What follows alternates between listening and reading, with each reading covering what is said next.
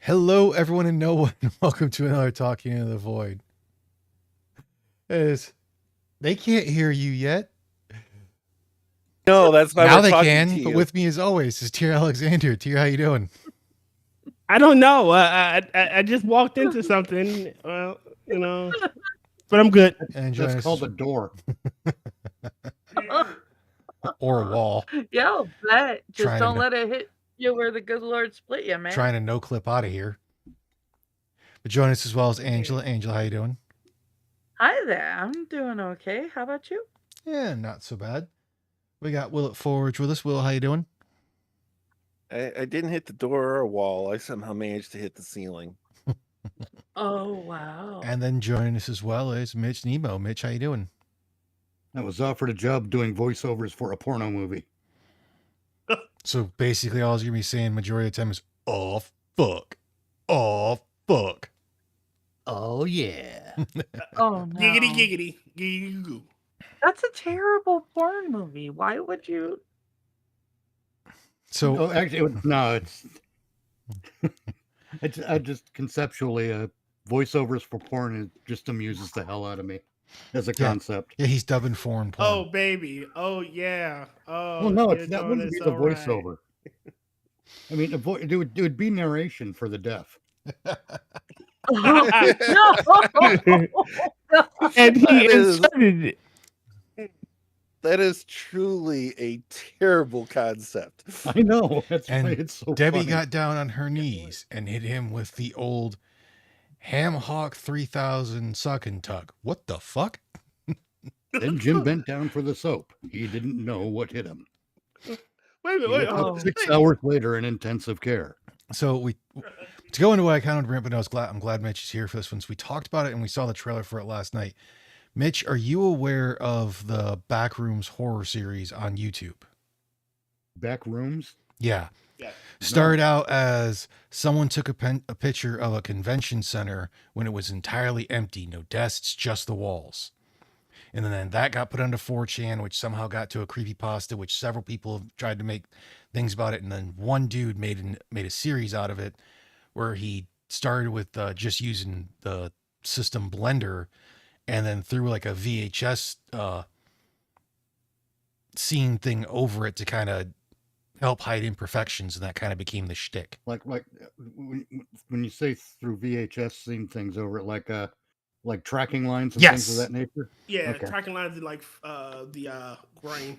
Like using the old film filter. Yes, Yes. Okay. because it was to hide imperfections. Well, Yeah. apparently he has continued a bit more, and if you haven't watched it, I actually recommend it. It's pretty cool. He doesn't do the cheap things for the horror portion that a lot of them do. But they decided, A24 decided they wanted to make a Backrooms movie.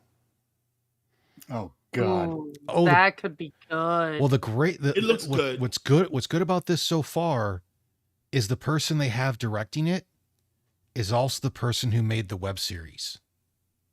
Nice. So they at least care about the material. Yeah, so they got Kane Mhm. Pixels. They got a pretty good cast to see for it to where it's like it's gonna be to where it's like if you don't know the Backrooms, it's still a good standalone movie. But if you do know the Backrooms, it's just gonna expand upon things. But it's not gonna. I believe it was. They said it's not gonna it's not gonna make anything super for sure of like where the series is gonna go. I have problems. What are your problems? Oh man. And Okay. can the topical cream fix it? A24 is one of the companies behind the forthcoming streaming series Crystal Lake, Mm-hmm. which is a spinoff of Friday the 13th, Mm-hmm.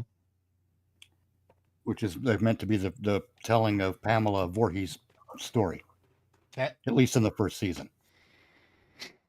So as a result of that, I'm like, okay, let's follow A24 on X.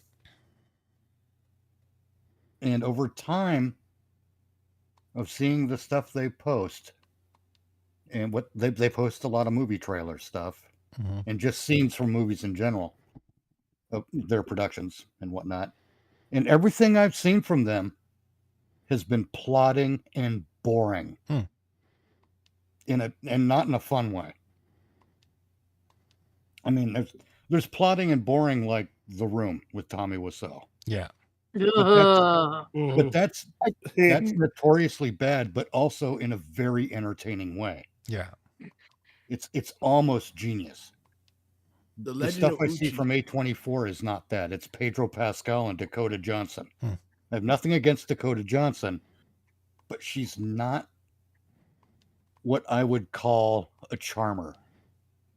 Well, I think she's an acquired taste. it seems like, from what my understanding is, let's go over here, bring back up my internet. I'm looking at some of the A4's Okay. filmography. We have shit like Death of a Unicorn. That was wild. I liked that movie, What movie? Death of the Unicorn.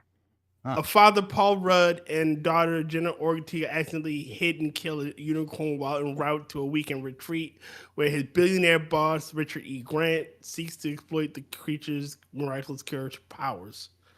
Or property, sorry. Yeah.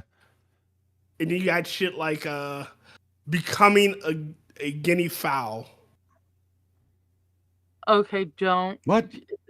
Okay, I'm gonna be. Becoming a Guinea? Is that the title of a movie? Yeah. Yes, on Becoming a Guinea Fowl. There's okay. A24 has two settings: spectacular and absolute ass. There's no in between. Clearly. Yeah. I have seen several very good things by A24. I think A24 did Arthur the King, which was actually a really good movie. I know don't see it here. A24 did Oh, did the one about the reporters at wartime, supposedly set during like World War III or whatever, or the new American Civil War. Yeah, I know the one you're And talking about. That one was actually really good. And they tend to be pretty decent at horror movies. And Death of a Unicorn was awesome. It was Oh, they did The Whale. fantastic. And what's up, Badger? They Oh, that also was a were really good responsible movie, for too. Hereditary. Ugh, I don't know if it's the same Hereditary. Let me double check. it is the Yep, same it is the same Hereditary. Hereditary. There's also responsible for Bring Her Back, which is apparently pretty widely renowned. But from the cast, it seems like they got a somewhat of Dick known. Long. They're like well renowned in that whole thing, but they're not known massively to the broader public unless you're super into it. They also did Midsummer. Yes, which I actually really like Midsummer. There's really just that one part that I do not like. My concern with A24's involvement is, suppose they took this solid idea, or they saw the solid idea from a casual content creator, threw a bunch of money at them. They're going to buy ownership of the property, screw that guy out of his creative whatchamacallit. Yeah, they're going to hire him to direct, but I assume that they'll probably get their lawyers and people involved in screwing the guy out of his intellectual property. Well, I know out of his IP. I know Wendigoon had a interview with King Parsons. Oh, say again? I said Wendigoon had an interview with King Parsons because he actually got to go see the set. He couldn't show anything from it because it's still everything of it. And pretty much from what it seems, because of how Kane was, it seems more like the studio is being like, you've already proven yourself.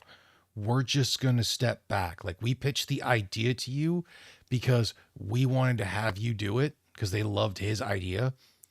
And it was put on hold because of a Hollywood strike, to which they later revived it with Kane Parsons, the guy who made it, for him to write and direct the film.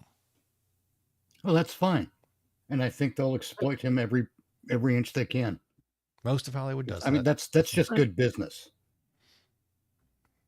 Really Right now, quickly, not to talk over people. Hi, brother. Hi, Badger. And yeah, they did. Sorry. hey Badger, hey clown. Finish Go your clown, go statement, badger. and I'll address what my brother said. Okay, my concern, and make no mistake, it's good business on their part to do this. Right now, the guy's an asset to them, Mhm. and I will bet that part of the negotiation was, hey, we can either have you do it your way, or we could hire someone else to do something very close and take the steam out of your sails. By sails, I mean like as in a sailing ship. Yeah. Mhm. And that would happen. Businesses do that shit all the time. That's just good business. The problem arises when in the scamboogery portions of the contract negotiations. That's where the problems arise. Mhm. That's where a guy who doesn't have the money to afford the lawyers Mhm. and the agents to be able to negotiate properly on his behalf can come up against it. I mean, and it's an attractive offer. There was just a story about the skateboard guy, Tom Selling. No, Tony Hawk? that's the one. Tony Hawk. Mhm. Where Activision, before the game went live or launched rather, they offered him a $500,000 buyout, and he turned it down. Turned out that was a brilliant thing for him to do, but he was in a position. He already had all kinds of endorsements. Mhm. Shit for the previews of the game were looking really good. They're generating a lot of interest. Activision saw that they had a winner on their hands and said, in their own private meeting, hey, let's buy this guy out right now. And like I said, that's just good business. Yeah. I But think it's also a shitty thing to do to somebody. yeah. I think for that whole thing, because it's not like his series had just come out. His series has been around for several years. And he's been the one that, he did all the stuff in Blender. He's gotten most people to do some of the audio. He makes the fucking music for it himself. Right. So Understand that. I think they would have a harder time taking the wind out of his sails, considering he's already been basically made himself a staple in the YouTube horror community. Now they could definitely uplift him. That really is a possibility. He could be in that kind of a position where, I'm already semi-established. People are going to know if you try to do this without me, as it were. Mm-hmm. But still, they're going to try. Yeah. He's an asset, and they're going to try. And who knows? Maybe this is going to be the one to where. Oh, go ahead, Angela. No. Finish. Maybe this will be the one to where pretty much the studio goes, you know what? Let's take a chance and see how he does. God, I hope so. So my brother said about A24. They did the Von Erich movie. It's called The Iron Claw. It was actually a really good movie, unless you actually know a lot about the Von Erichs. And then you're just like, well, no. But yeah, I took him and his wife and my mom to see it for Christmas a couple years back when I had my job. That's something that worries me too. Is once the studios get their hooks into you, again, this is all part of the contract negotiation thing. Mm-hmm. And as an artist, whether your art is directing, writing, or fucking stage setting, whatever your part in the art of filmmaking is, if you're the artist and the studios got their hooks in you via contract, mm-hmm. there's a damn good chance they're changing your art and they're making you do it. because that's part of the contractual obligation. It's one of the things that it puts like a weather thing up in my head. You know, when I see what happens to I used Daisy Ridley as an example, but now I think we're going to see it with Millie Alcock too. They're being Oh, they're what's that, Angela? I don't know what a Millie Alcock is. Oh, Millie Alcock. I don't know where she came from. I've only ever seen her act in the She's- trailer for Supergirl. She plays Supergirl. Okay. I mean, she's had a small. She has more. God damn it, you fucking ants! She's had a career on the small screen, Yeah, that's my Uh, understanding. but she was young Princess Rhaena Targaryen in House of the Dragon. That's probably where she got her main push. Yeah, do yeah. not- Johnny Hellcat said, "Hey, Johnny," said she was The in the Hellcat. spinoff from Game of Thrones. Hmm. Okay, fair enough. I have a feeling that Supergirl's going to tank her career because she doesn't have lawyers and agents who are actually looking out for her interests. Yeah. Just like with Daisy Ridley from the Star Wars. You know, I don't think her agents and lawyers were looking out for her best interests, so they got her into those movies. And yeah, I think they- she was probably paid pretty well, but what has she done? She's done two. She's done two flops. Yeah, exactly. One where she's a window washer, and it's essentially Yeah, Die Hard with a window cleaner. yeah. Yeah, and like you said, it flopped. Where's Andy Matichak these days? Who? Yeah, see? Now, this comes, No, seriously, who's Andy Matichak? I'm going to get to that. Okay. Andy Matichak is an actress who she played Jamie Lee Curtis. She played Laurie Strode's granddaughter in the recent Halloween trilogy. Oh, poor She girl. played, yeah, exactly. Where is she now? Everyone in the Hollywood Halloween fandom was spanking their own groin over Andy Matichak, saying she was the greatest thing since sliced bread. Where'd she go? I mean, granted, You want another after example? hold on, I'll hold on, give you another example. Wait, How wait a goes, minute. Johnny? Wait a minute. All right, so Daisy Ridley, she's had count that narration. 1, 2, 3, 4, Freddy's 5, coming 6, for you. 7, 8, 9, 10, 11, 12, 13, 14. She's had 14 movies since Rise of Skywalker. Two of that, one's called Ebenezer, A Christmas Card, is coming out this year, and Last Resort to be announced. But she's had 3 in 2025, 4 in 2025.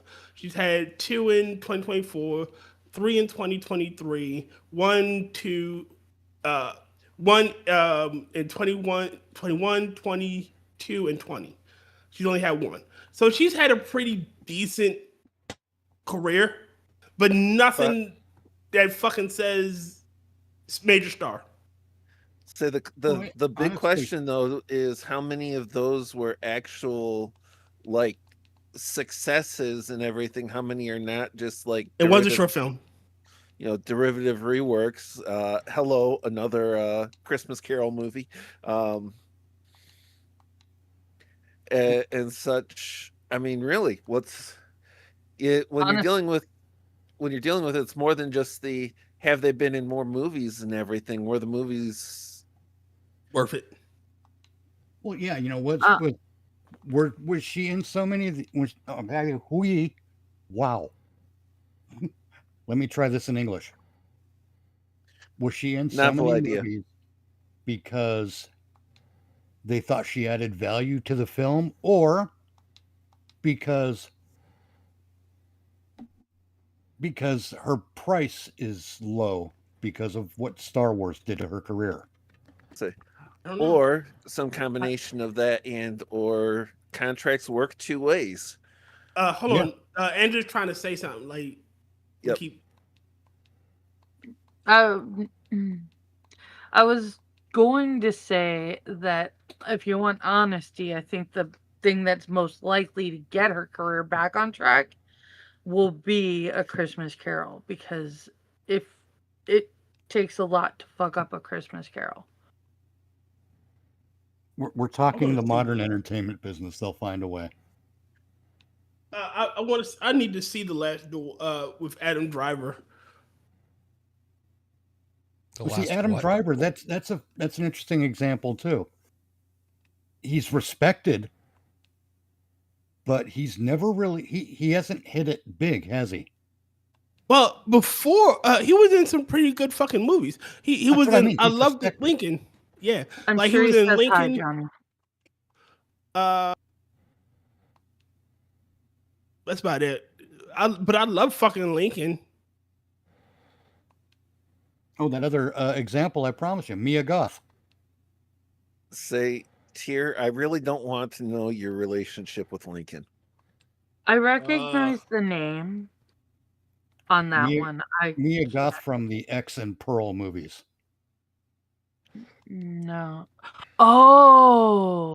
And I'm going to be fair. She took a good part, and she got behind the projects in a way that I think is really respectable.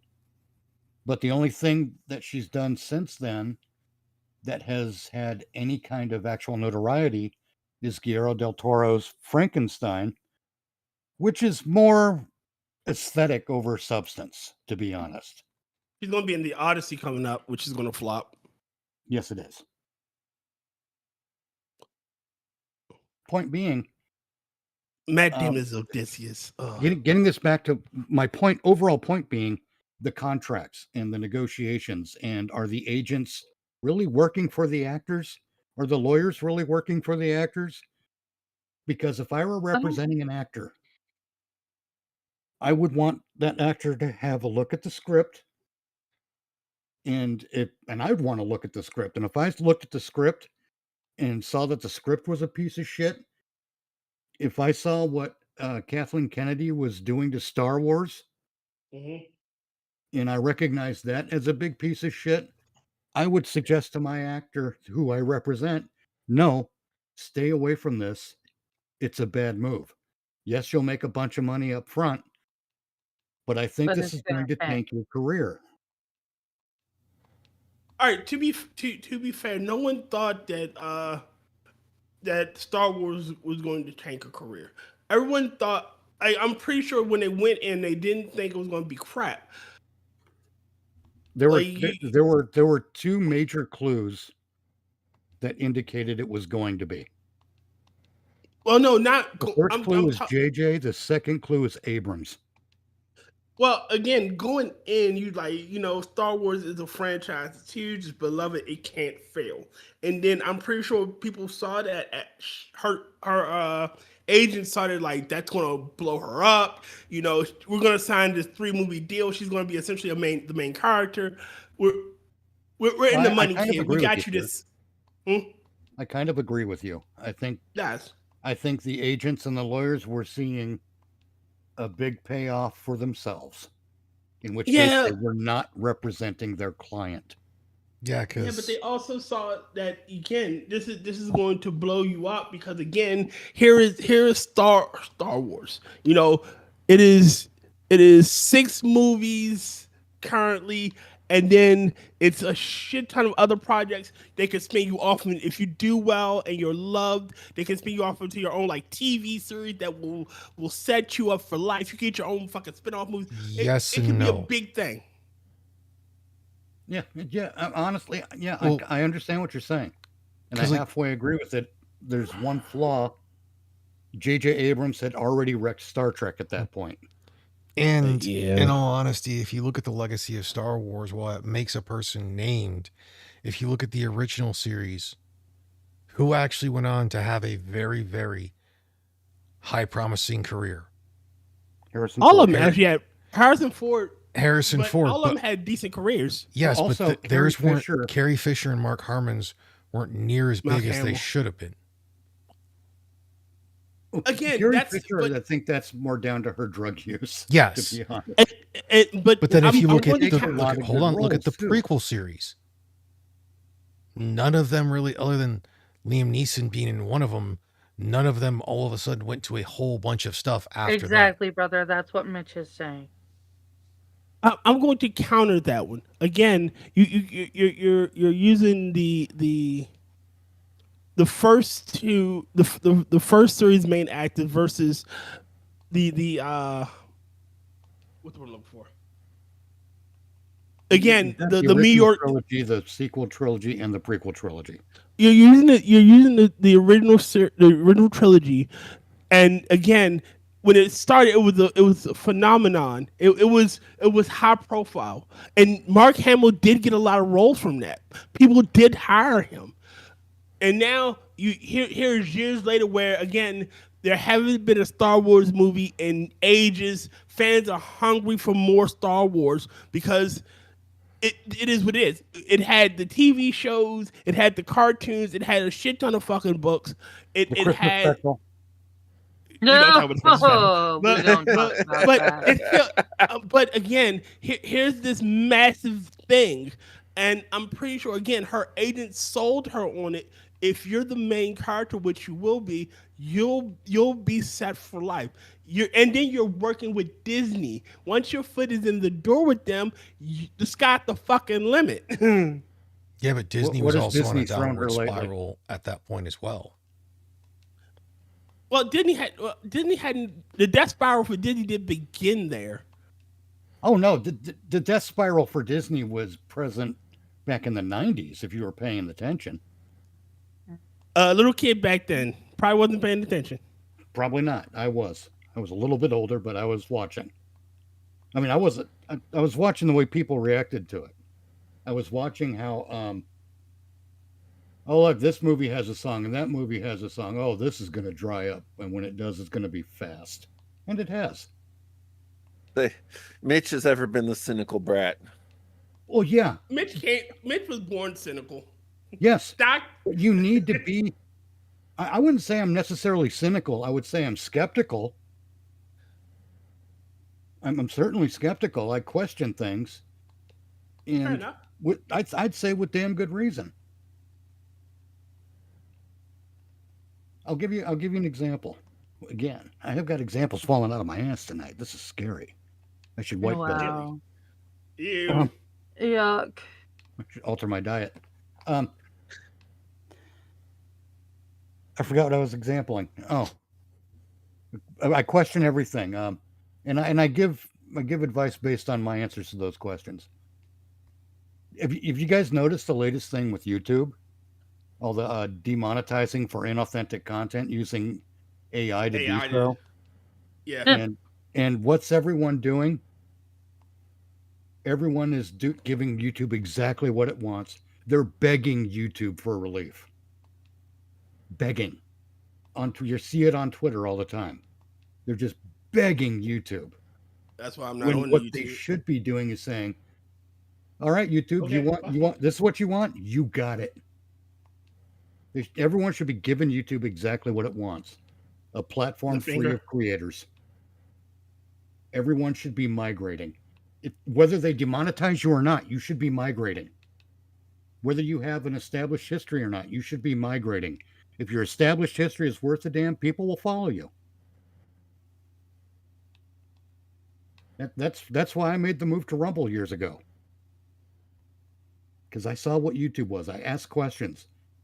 And that's my recommendation to everyone now. Don't just leave YouTube, though. If you're on YouTube, advertise other platforms.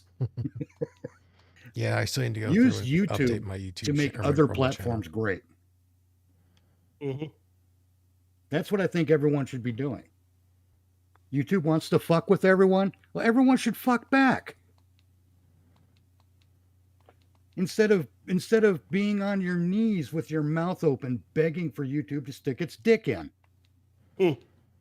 Yet again, Jeez. it's no different than begging a corrupt government to do the right thing. It'll never happen. So find a way to fuck with them. Find a way to fuck up their plans. I'm not saying to go out and commit acts of violence. I'm never suggesting that. Be smart about it, though. Be smart about what actions you do take. I'm sorry. I've gone into a little TED talk here again. Mm-hmm. I expect Suit to do a never mind. Let's hope that Mitch, doesn't it's happen. you. We're used to it. Yeah. I said, I I know, I just make just low didn't effort mean stuff, to and they come in and can't try to say monopolize. that mine's AI because at least it's like mine doesn't have enough effort to be AI. His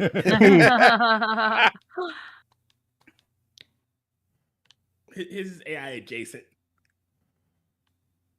His is NS as opposed to AI, or maybe NR.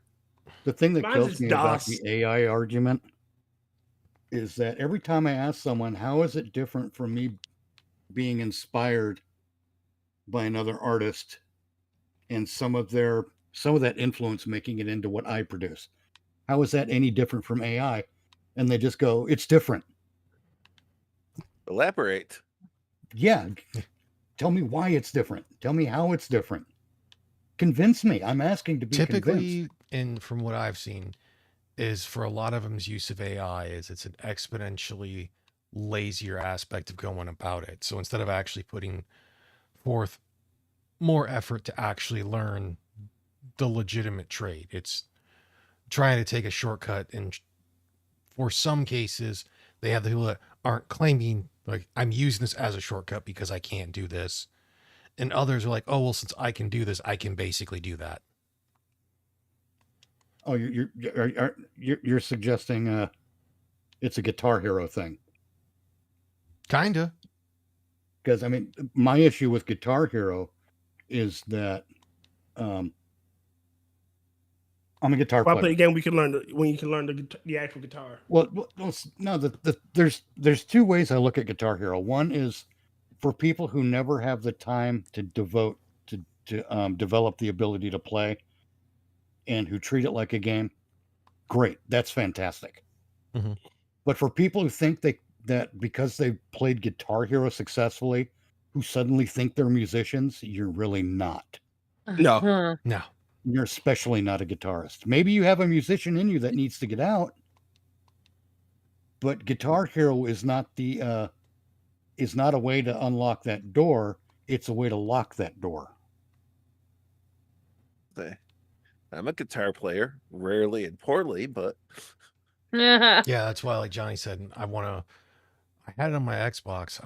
My 360. I think they brought it back for Steam. I want to get Rocksmith again, to where quite literally what they do is they have a USB to the one jack, and you actually plug your guitar in, and it picks up your pickups, so that way you can and has a thing on screen for you to go through and do. And it starts very simple with like 2 to 3 strings. Then as you get better, it'll add strings. If you're doing bad, it'll take strings away.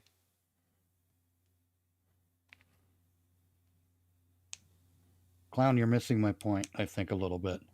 Clown writes, and incidentally, yeah, I don't know what Rocksmith is, but if it's as you describe it, that's awesome. It's a way to turn play into learning. Yes, that's in a good way. Yeah, because that's what they do. They'd even show the strings on the screen, so you could go through and tune the guitar as well. Fantastic. Clown writes, you can look at. I'm sorry. Go ahead, Angela. I think my brother is trying to say what I say about AI. If you can turn around and draw it, and you just want to use the AI to like mass produce it, or to like animate it in a way that you're just not capable of doing by hand, then I'm all for it. If you can't draw the initial item to begin with, then turning around and taking somebody else's work and saying it's yours is bullshit. Yeah, maybe I need to rethink using AI. Then. Wait. Hold on, Angela. I'm sorry. Go on, Will. No, I'm joking about this. You've seen the stuff I use AI for.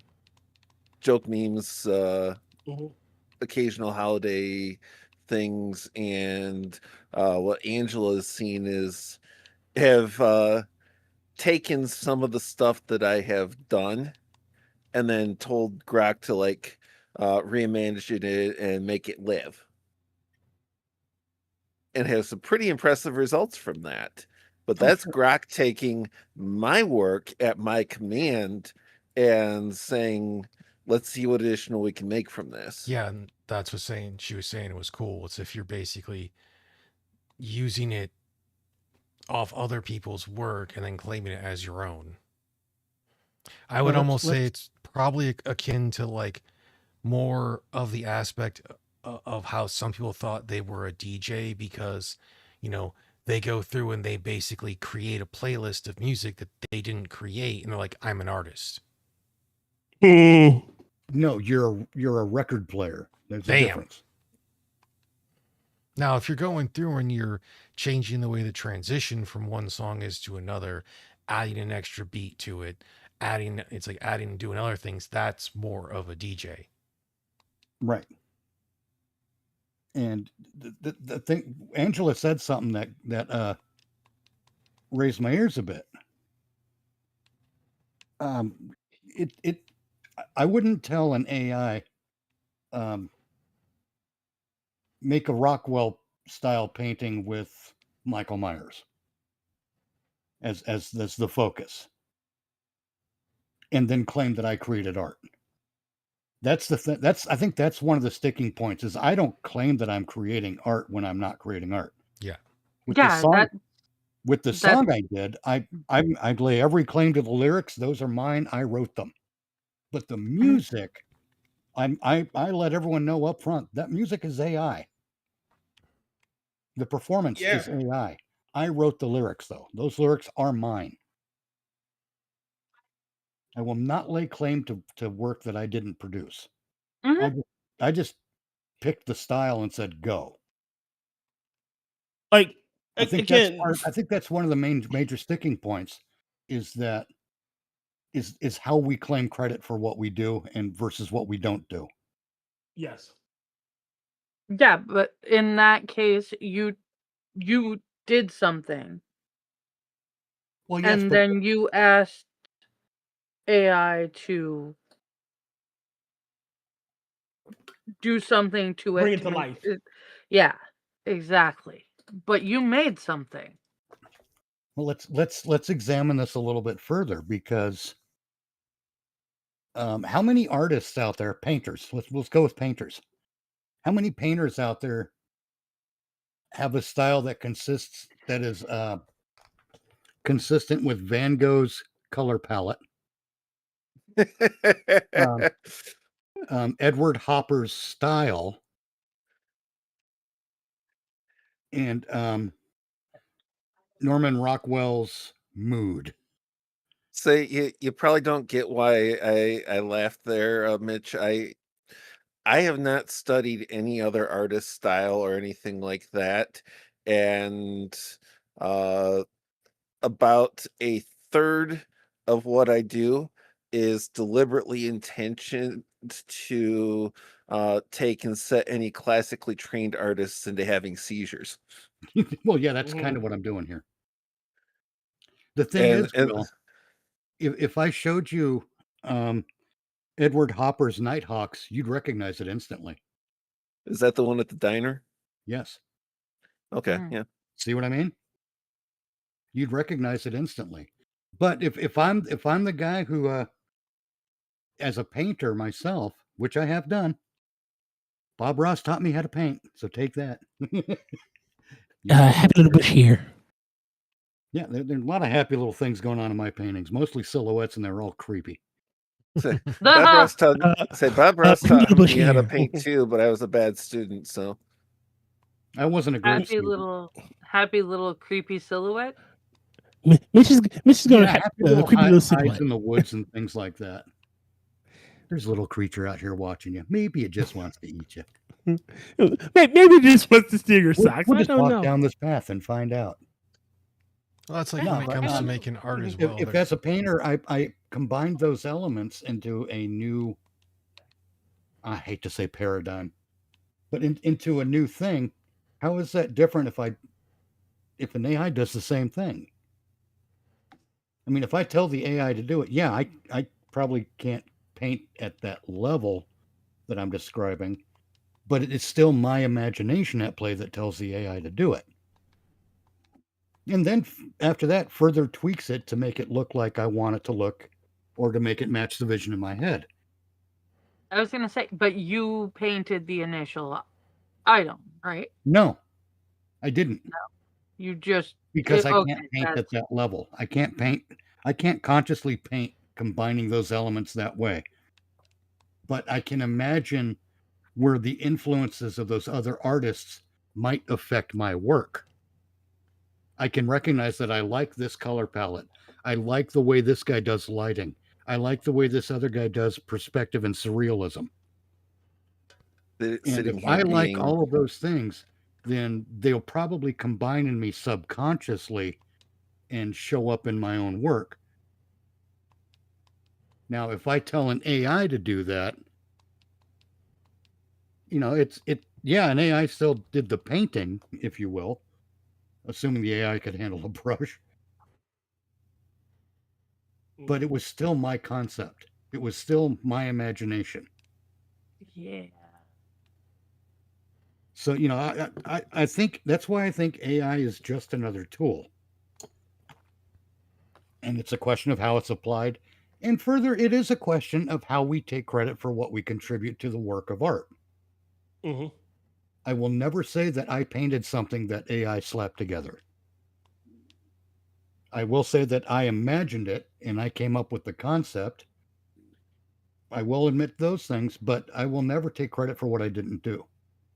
Yeah, I crafted the I perfect did- AI prompt to get it to generate exactly what I wanted it to be. Yes. No, I'm sitting over here suffering from Mitch's ableist talk. Yes. For me, again, it's more of right now as we're speaking. I have an AI doing a story with a character I created. I have no intention of using the character for anything anyway. So I had to run through like this story. I find it entertaining. Like I'm enthralled by what's happening in this story that the AI has created. Yeah. So again, Clown brings up a really good point. If I tell Skynet to build a wall and it builds the wall, am I now a mason? No, you're not. yes, yeah. You are now. No, you're a wall designer. You're an Well, A wall architect. designer and a mason are two different things. Say, You might be considered an architect after a fashion, but even then I would say that's not exactly right either. no, because it did most of the designing too. Yeah. I'm more But- worried about him telling Skynet to build the wall. That's just me. But- Why are you telling Skynet to do it? It was Clown's imagination that told him where the wall should be and how high it should be and And what it should look And- like. what its dimensions ought to be. It was Clown that came up with all of those details. All right, so Mitch, You see what I Uh, mean, though, right? yeah, Mhm. Mitch, perfect example. Perfect example. Do you remember? Oh, it's an old class Doctor Who episode. There are two robot species, the Daleks and another one I can't quite remember. Cybermen. They needed Cybermen? Cyberman? not the Cyberman. No. This No, was it's- classic. Was It's it the Khalids? Not the No. Khaleds, because that's what the Daleks no, become. it's not on Skaro. They're well, it is on Skaro, but not during that time frame. They're trying to recover Davros because basically they can't think outside the box. two machine races that can't think outside the box. They're stuck in a loop of constant perfect logic trumping intuitive action, and so it's move, counter move, feint, counter feint, a never-ending game of chess. Yeah. So the dogs are going to get their creative Davros because he still has his college mind and can think outside the box. This other machine race goes to get the doctor.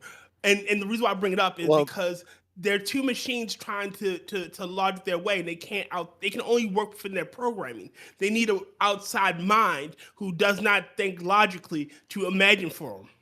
They didn't deliberately go to get the doctor. They were on the planet trying to get Davros too.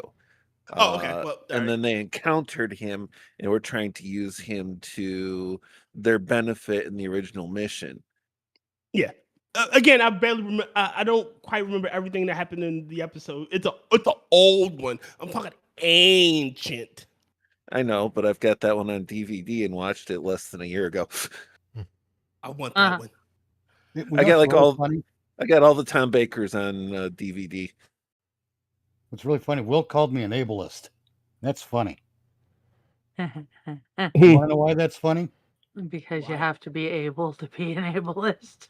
Well, no. It's funny because suppose there's someone out there like Stephen Hawking. Mhm. All he has is access to that little mouse to communicate. But instead of being a genius with physics, he's a genius with art, with painting. And but because he's disabled, all he can do is click that mouse button and move that pointer around a little bit so that he can generate the prompt for AI to build a vision that he can't create because he's physically unable to. Well, I actually Do have we a now have a friend. problem with AI?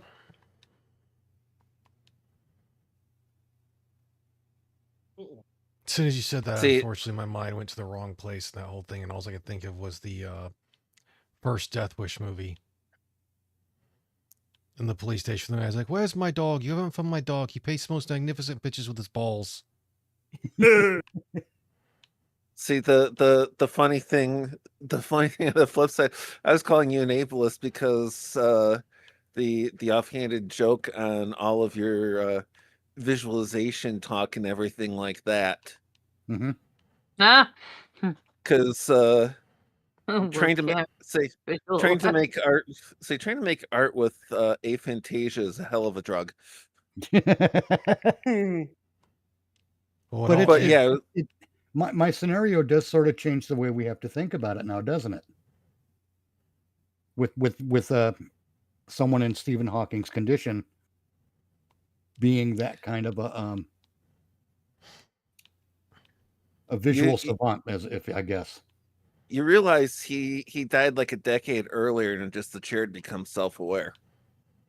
Oh, sure. we realize the biggest fear of every ableist is a canist. True. Thank is you, true. Rotten. Thank you. I needed that.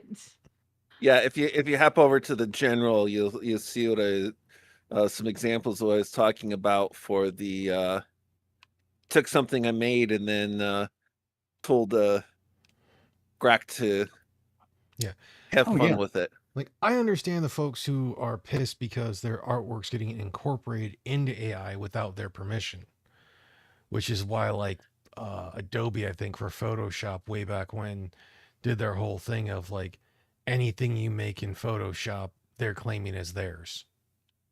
Which they cut. Yeah. Yeah, see, that's horseshit. No, let's see. Mitch, you just insulted equine excrement. That's true. Silver Raven Wing writes, remember, 9mm kills the body, 45 ACP kills the soul. So you don't come back as a lich. Hey, fuck you. The funny part is actually once you start looking into ballistics, the performance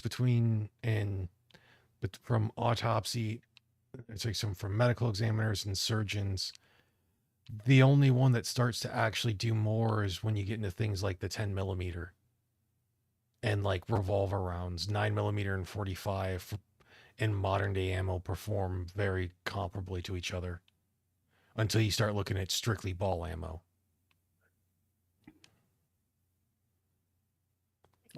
My thing is, when it comes to AI, there's a knee jerk reaction to it that I think doesn't make sense. Well, that's like when See, Sanguine and them were talking about it last night. It's like my problem is like, okay, looking at the gun tube side of things, the people that use AI to make their thumbnails and the guns look nothing like it. And it's like, dude, all you had to do was go online and find a picture of the gun, or if you own it, take a picture of the gun. Exactly.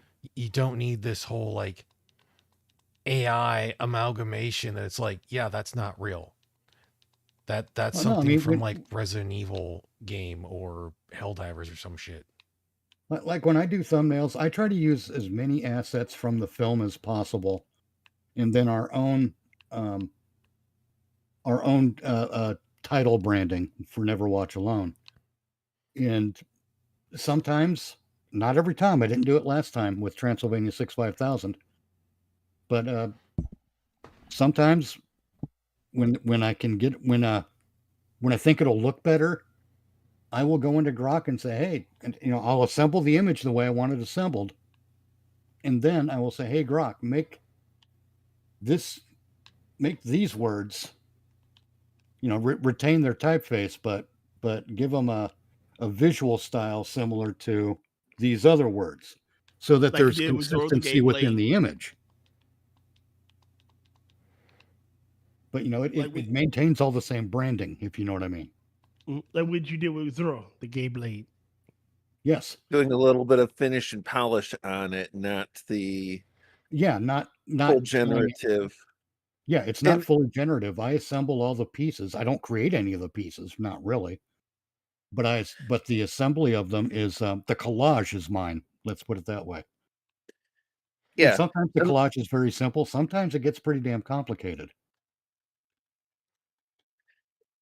and part of where I end up with the whole thing is if your work is being thrown into a huge, basically, database of art with the potential of the style of specific brushstrokes on the corner of the painting would fit perfectly here. We're going to incorporate elements of that uh, in what we're building from the prompts. That's one thing. If you're dealing with, oh, hey, it's going to all but rip off whole cloth, because I mean, if you take the examples that I've posted, you obviously can tell it's 100% derivative. Yes. So you have the, is it just straight up ripping off, or is it using small exactly your inspiration, the small elements thing, to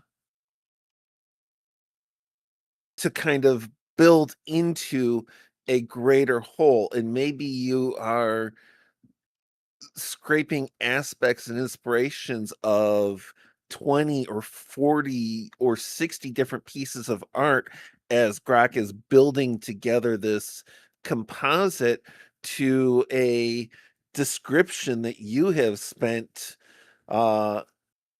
minutes, or I've seen some people come out and say that it's like, yeah, that crafting that prompt took an hour and a half. Yes. I've dealt with And that when I've tried to create hour and a things. half, Oh, go on. I'm sorry. say hour and a half, 2.5 hours, trial and error is like, yeah, I've got this notion of what I want. Most people say image in their head. Me, I've got this notion of what I want. And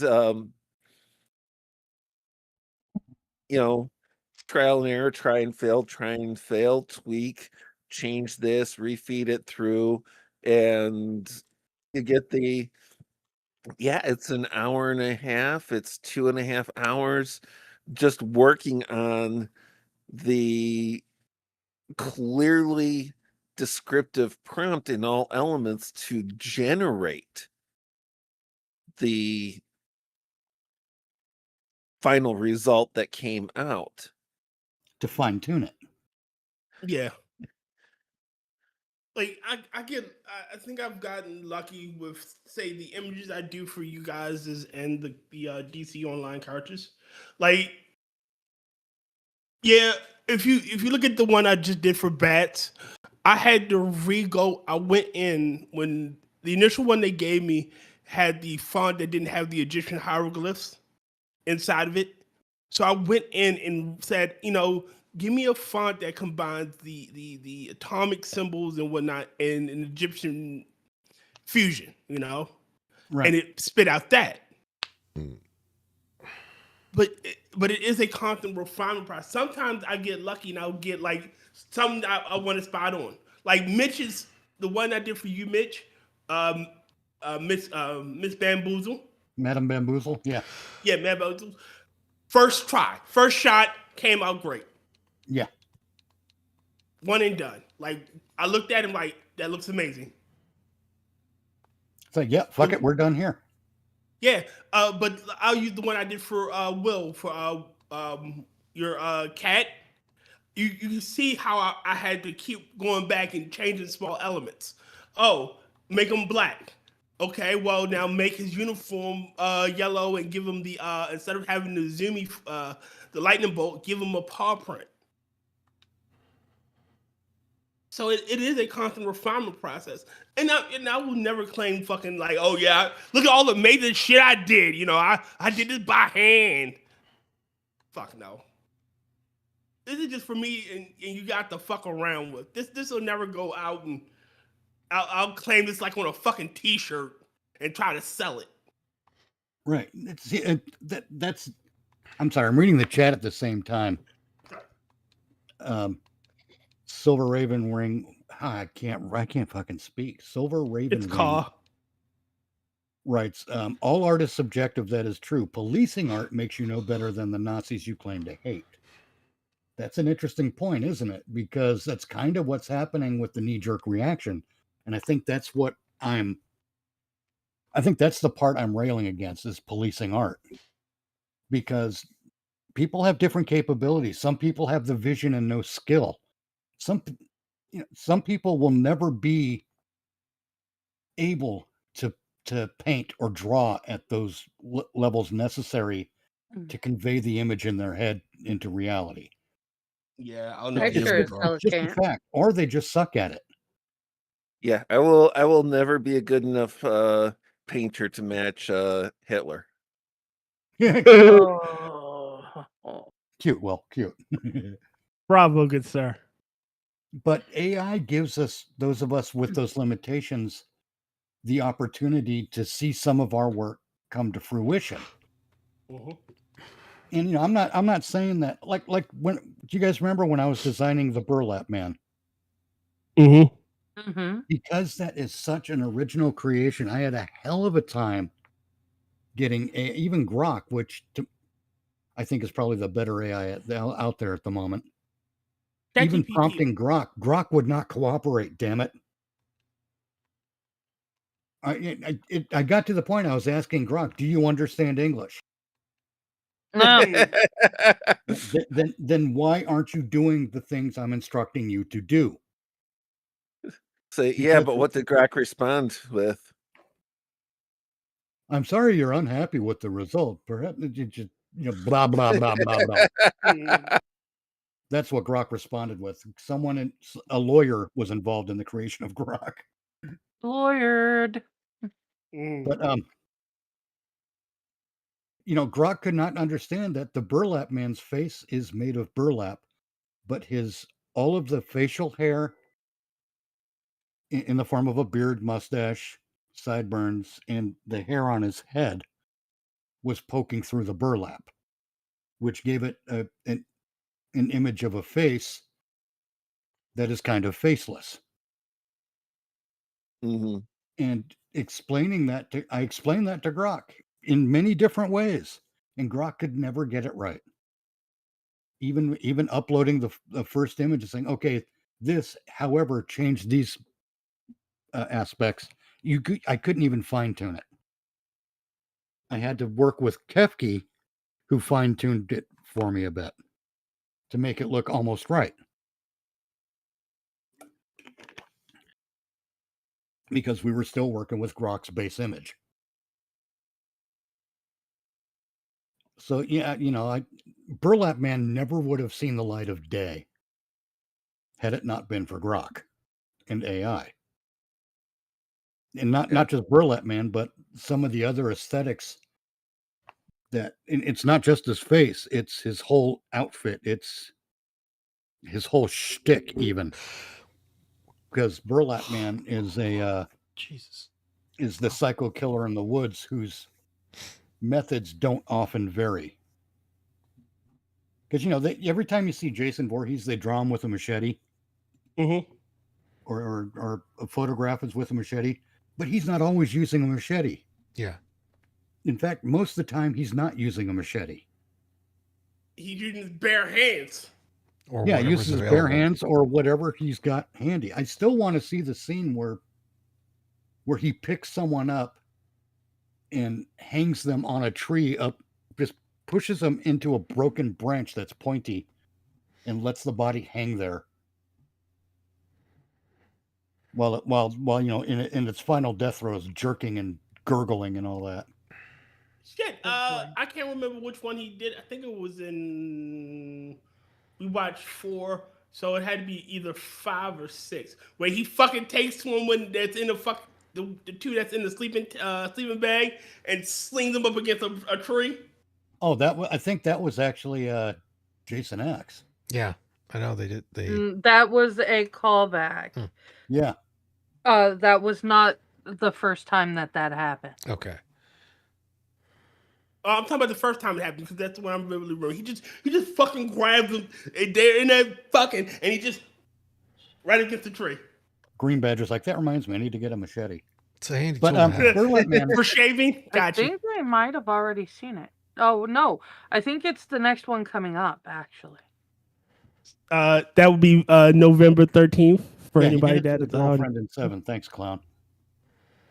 Oh well, then we're watching. But even 5 then, they cut that scene so it was just one smack against the tree in the official release. But if I remember correctly, they had him do it several times in the original cut. Yeah, I know Jason X was the simulation scene. And then But Freddy Burlap versus Man Jason is is different because he doesn't use what's around him, or he has a preferred method. His preferred method is he's a stabber. He's an honest to God stabber and slasher because he always uses his tool of choice is a bayonet from World War I/World War II. That's when they were a bit longer, had a lovely handle on. Oh, like a shotgun bayonet?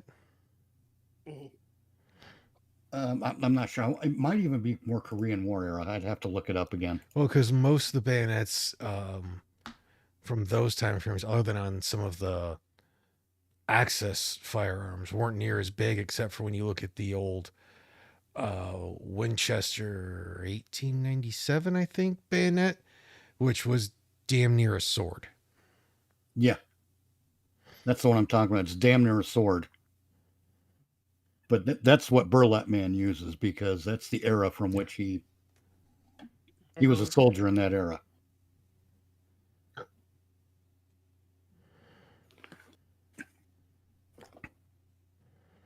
But it's just disheartening that so many people want to say this is art, this isn't art.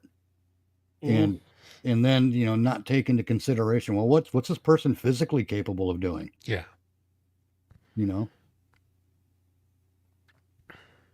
Because these things matter. That's okay, Mitch. Only partly tongue in cheek. My definitions, aside from like photography, is if I can do it, it's not really art. Oh yeah. Yeah, I was That's gonna partly say. my definition too. Yeah. I was gonna say you're pretty much having the argument that I have with Will every time he turns around and says that he's just coloring pictures. It's what I do really is it's just glorified coloring and the ability to stay inside the lines at least 70% of the time. Yeah. Well, I think too many people get caught up in believing that they are artists. I mean, are they artistic? Yeah, sure. But when you start bouncing around saying, "Oh, I'm an artist," no, you start coming off as Tim Burton. Ooh, I'm Nope. strange. I'm an artist. Fuck you. Well, the real funny thing too, though, is talking about how all the AI images I posted there were clearly and obviously derivative of the things that I did for the prompt to interpret. One of those images is actually me doing derivative of Badger's work. So, Yeah. So take that, Badger. oh, I went out of my way to ask him first. It was that Cthulhu kind of thing that I yeah. like.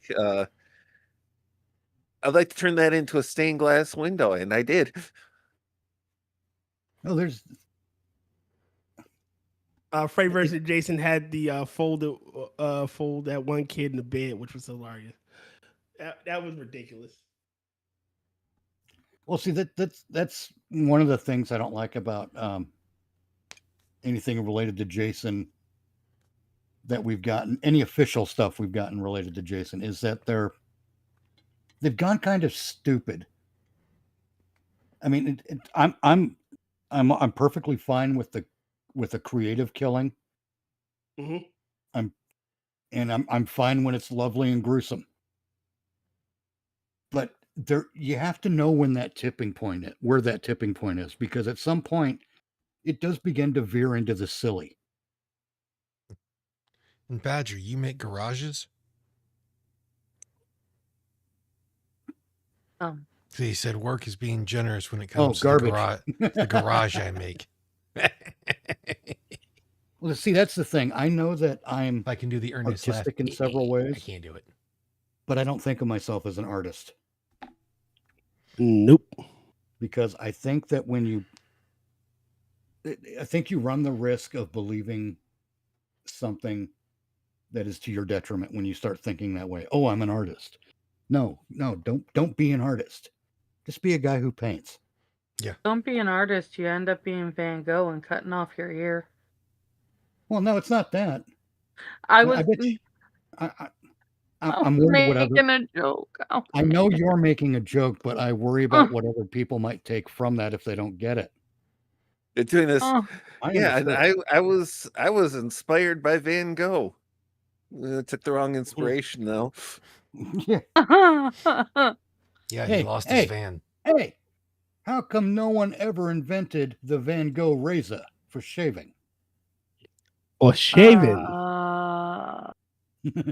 It'll I take see your that. ear right Oh, off. chop, it'll cut your ear clean off. Oh shit, Tier, that might be one of those ads you need. yes. Make that ad. The Van Gogh Write it down, razor. right, DM it to me in Discord. I will do that now. So I remember. You're to record welcome, Tier. Yes, thank you. Hey, Grange. The Van Gogh razor. Just the concept. I'll handle the copy for it. All right. There it is. Hey, now there's another way. Shave's so smooth, your ear is gone. This is another way in which that where I have an artistic outlet. I still don't think I'm an artist for it. Damn it! What was the best product? Oh, your commercials. Yeah, my various commercial things, little ad blocks, I guess we could call them. We're like Professor Othello's Poopa Scoopa, because you should smell what you're shoveling. Well, that was You know, like when Scribe Those used little to do things. ads. Those for- are a creative outlet. Does it make me an artist? I don't think so. I combine a bunch of elements. I combine those old radio show pitchman voices with a silly concept that's completely outlandish. And I have to have a degree of artistic ability with language to know which words to use, how to voice art them, if you will, I have to have all of those different things working in concert with each other. I still don't think I'm an artist though. Usually, Because those who think they're an shit- artist are also a pompous ass. They're also humorous, so there's that level that someone could claim as artistry, and I just don't see it as art. I see it as I see it as construction, maybe a composition.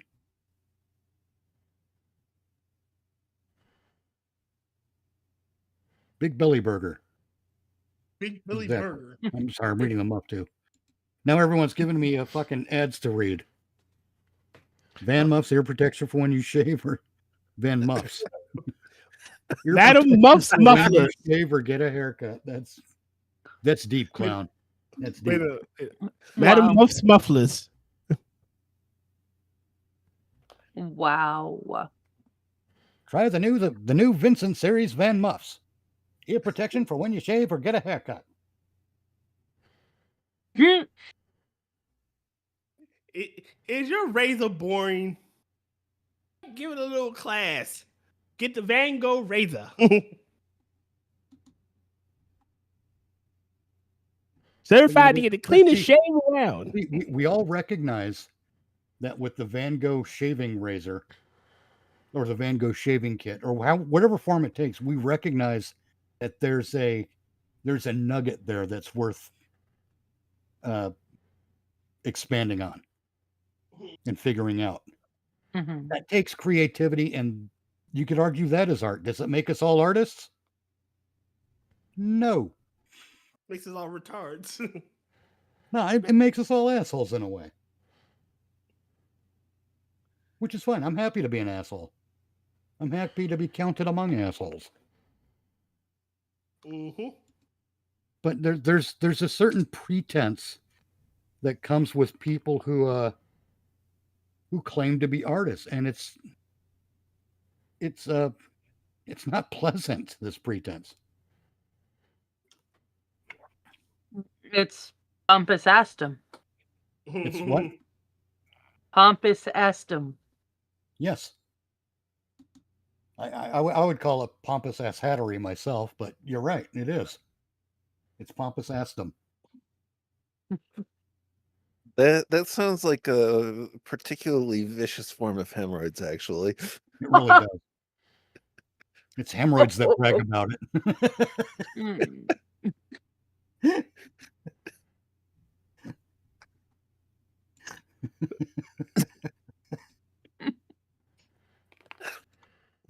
Getting older sucks.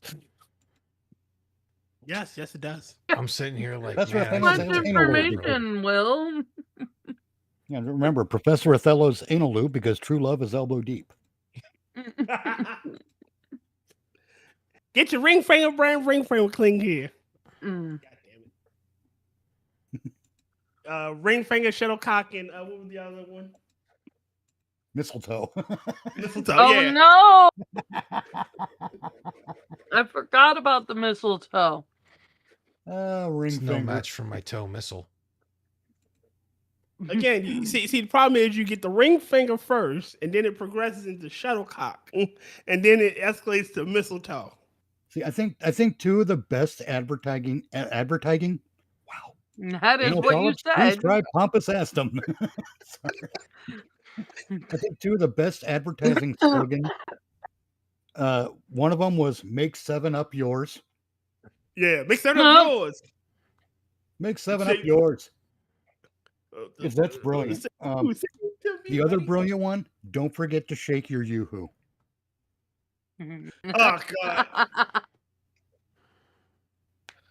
Just Make 7-Up absolutely yours. brilliant advertising. Okay, screw you, buddy. Same to you. Same to me. I remember that commercial. It was not Phil. Was it Phil Lamar? I think it was Phil Lamar walking down the street singing it. Which Let me one? see. Make set up yours. Phil Lamar. Brought to you by the Abscessin abdominal exercise machine. 2 Utes. Hey, I like the 2 Utes. What is a ute?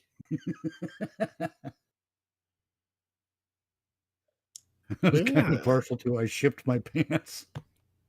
Yeah, see, these are great. This is great advertising and great marketing. I mean, I think the best stuff is the stuff you can laugh at. I did a whole commercial for God, where did I write it down at though? I did a whole commercial where the pitch man, you know, the guy with this voice, the guy who sounds like a Quagmire, giggity giggity giggity giggity.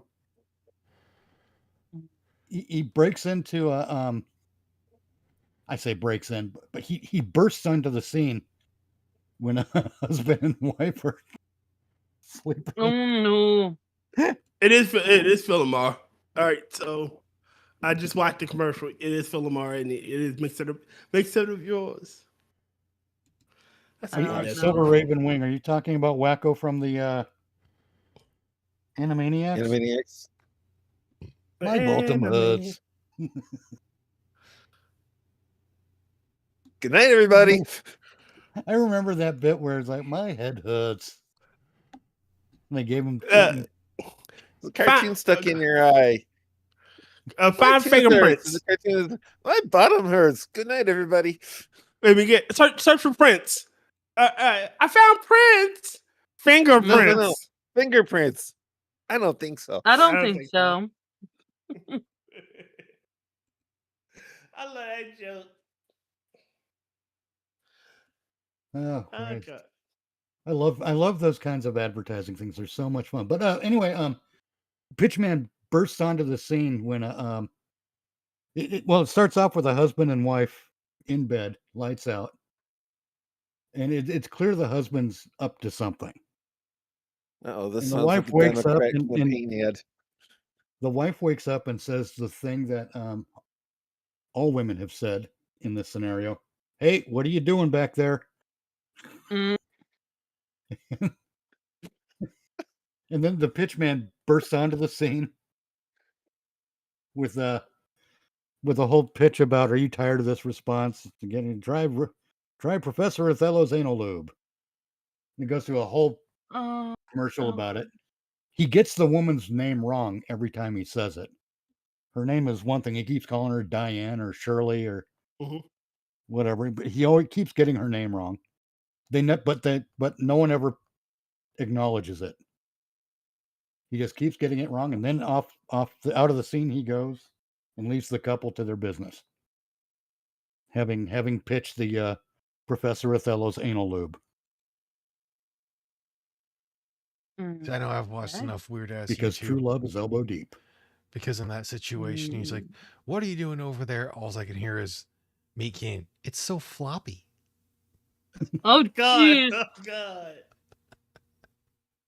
I can't tell you, honey, it doesn't fit.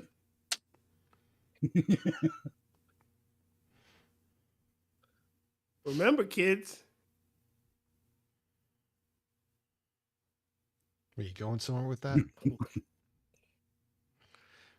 forgot. Apparently, he just wanted to tell the kids to remember.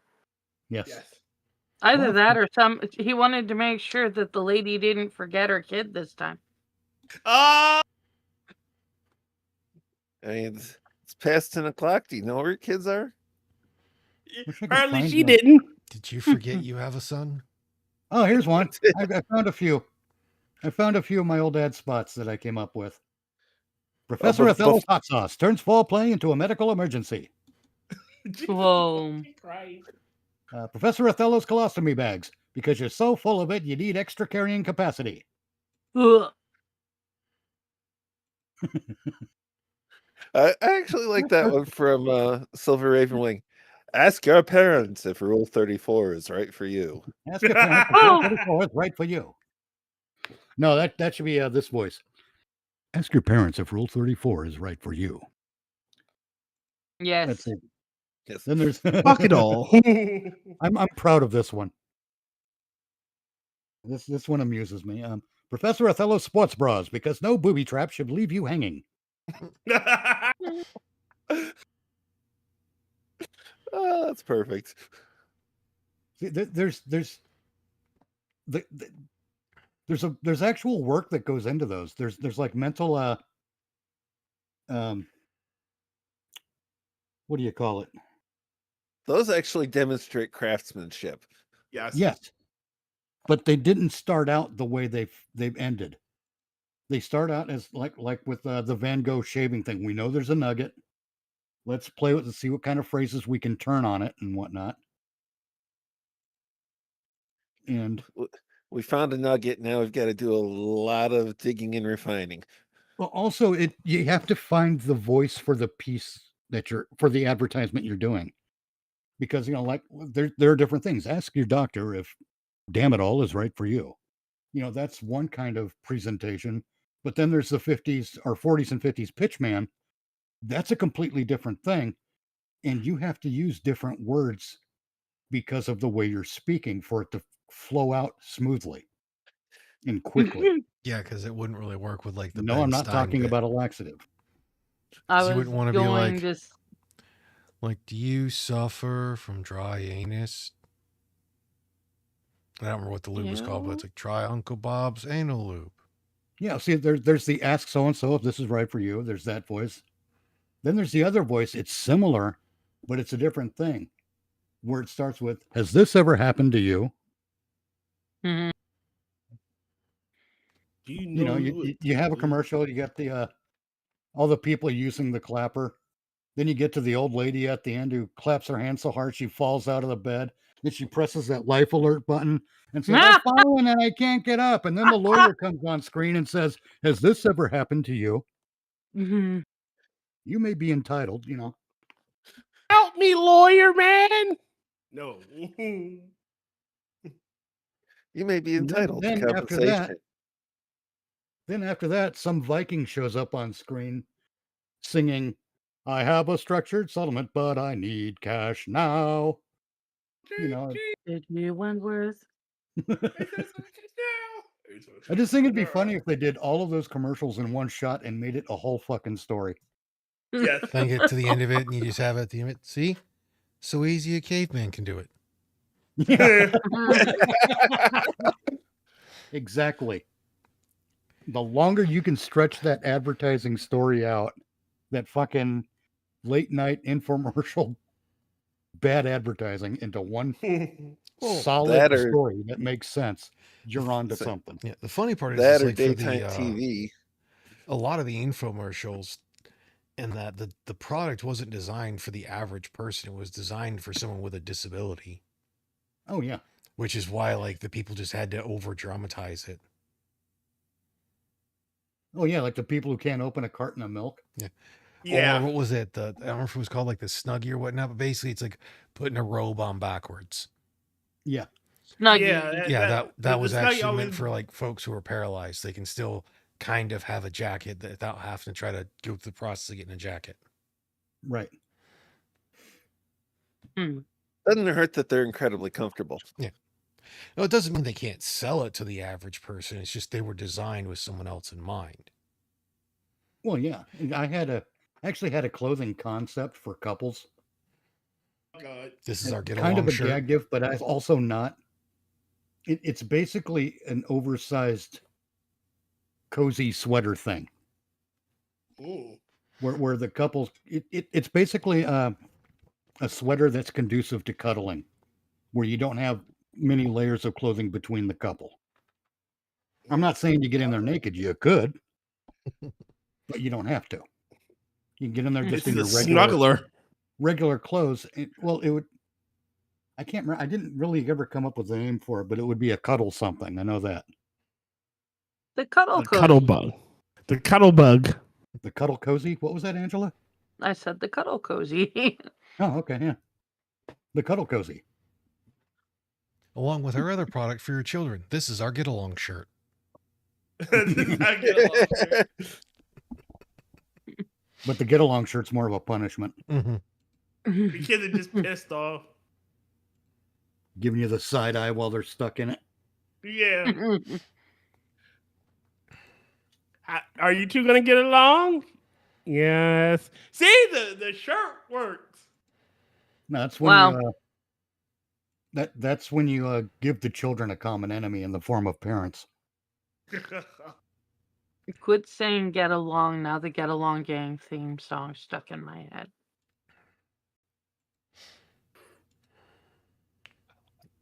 But again, acknowledging all of the work that goes into these little ad bits, and it's silly, and sometimes it does just fall out of you, Mhm.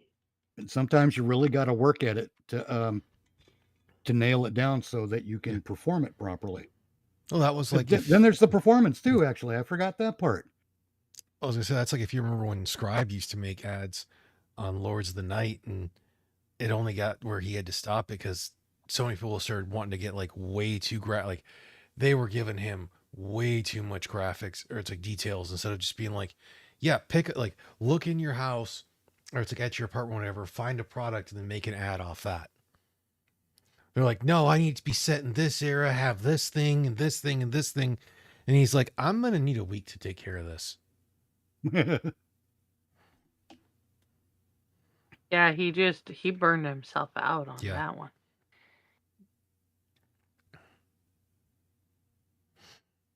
Like I said, you have to. I prefer. I'll take an idea from anywhere, honestly, but I'm not open to all ideas either. Mhm. Yeah. I'll generally know when it's something I can work with or not right away. And sometimes if I'm unsure, I'll set it aside for a while and let it stew in the back of my mind. Hmm. But being open to letting other people direct the course of these things entirely, I can't do that because I know how best to perform this stuff. If I'm going to perform it, I mean. I'm not saying I have the ultimate performance of it. I'm saying other people may have a better performance of it. But if I'm going to perform it, I need to have certain editorial control to make sure it works. I feel like we now know why Mitch is not in theater. What do you mean? You saying I can't take direction? Basically, that's what you just said sounded like. No. It's a different thing, Angela. I know I was It's a teasing different though. frame of mind. But you might be onto something though too. There have been people who have tried to direct me and they've had a hard time. But mind you, that direction came via text.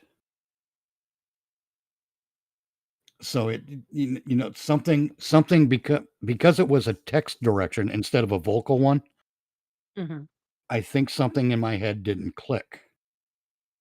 So they didn't get the performance out of me that they wanted. Mhm. And that can happen. I figure that's a no harm, no foul thing. I probably need to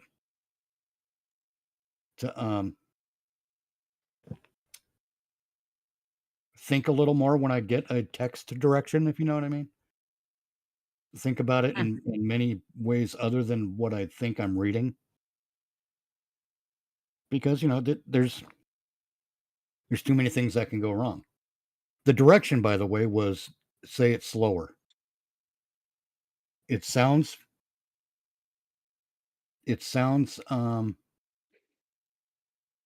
simple, doesn't it? Yes. It's not.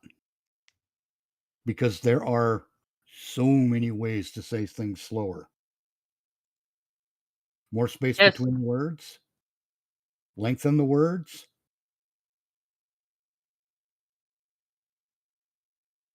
If the first line is it's a bad place to visit. And so, if I give the reading, it's a bad place to visit. And someone says say it slower, do I go, it's a bad place to visit? Or do I go, it's a bad place to visit. I feel like you don't want to be William Shatner. It's a bad place. It, like I said, it I'm depends. teasing. Oh my god. I understand, Angela, but I that's just also feel a so valid. bad. No, that's also a valid direction, though. Hey, Mr. Scott. You know, Mr. Scott? Yeah, no. To say it slower is a valid direction. No, your direction of you don't want to be William Shatner. That's a valid direction too. Oh, okay. It's not just a joke. It depends on what the person who's directing you wants. And as a performer, you do have to be open to that input. Yeah, But I definitely. think as a director trying to get the best performance possible, the director also has to be open to some of the insights that the performer has. Now, it is vital in this particular sketch that you always put the emphasis on the wrong syllable. Hey, Oh, don't boy. you put the emphasis on the wrong syllable. So basically deliver a line like Jean-Claude Van Damme. Okay. That Your explains mother a lot. Yeah, want that you would to make be sense. sad, so do not cry so much. Oh no, Did I I did not tell shoot you her, that I we did watched not. The Room yesterday for the Moonlight Matinee, and Oh, you did just you? Oh, hi. literally sounded like Quiz's impression of that guy throughout the whole Tell me time. why so. He's a Oh, That hi, guy. Mark. hi, Mark. I did not hit her. I did not. This is bullshit. I did not hit her. Oh, hi, Mark. You're So, tearing me how's your sex apart, life? Lisa. I'm sick of this world. It was fun to watch and hi, tear it Dougie. up. It was not a good movie. No, but it's an entertaining movie. Yeah, it was the perfect lead-in for Bad Movie Month.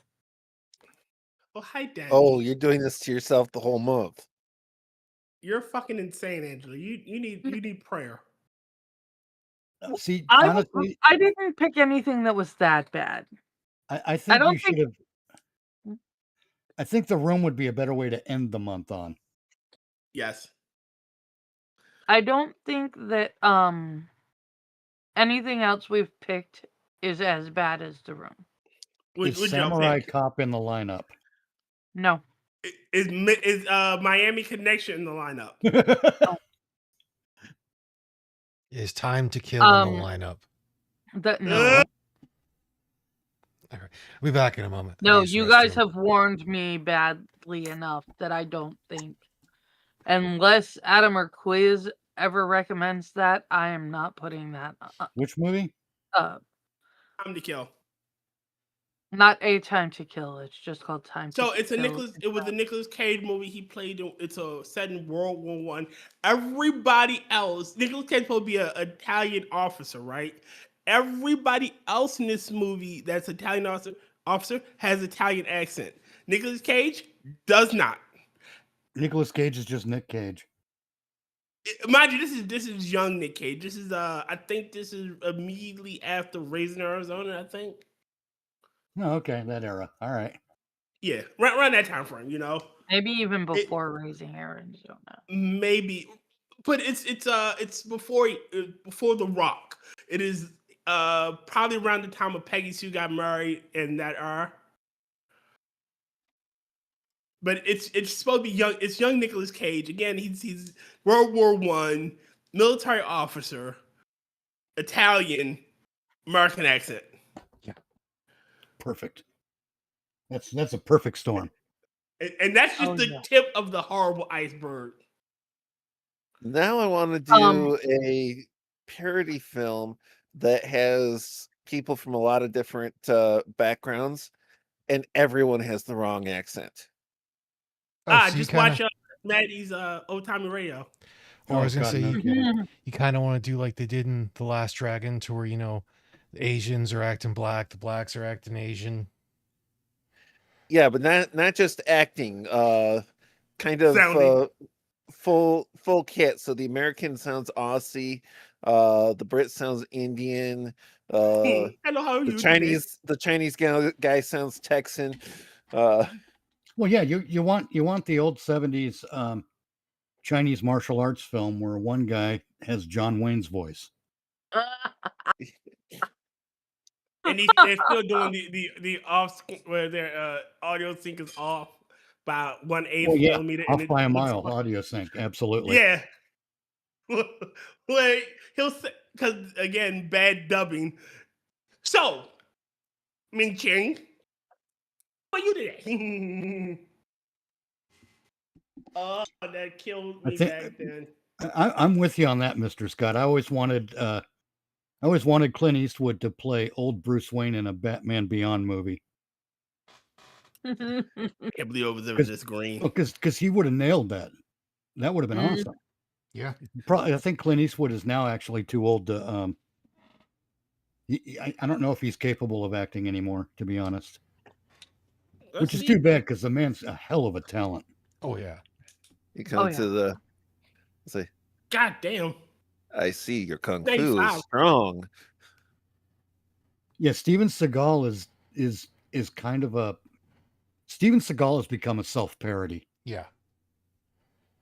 Wow, I didn't know he was mayor of Carmichael by the Sea. Carmel. Carmel by the Sea. It's just called Carmel. So one I'm of looking the- at. Oh yeah, it's in North Carmel. So, I think That's, you're Seagal is- thinking of Cardiff by the Sea.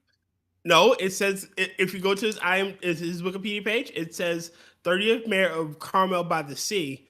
It's the name. It's commonly known as Carmel. Okay. Yeah. Seagal Mm. suffers from one of those, Foot and mouth syndrome. Ego.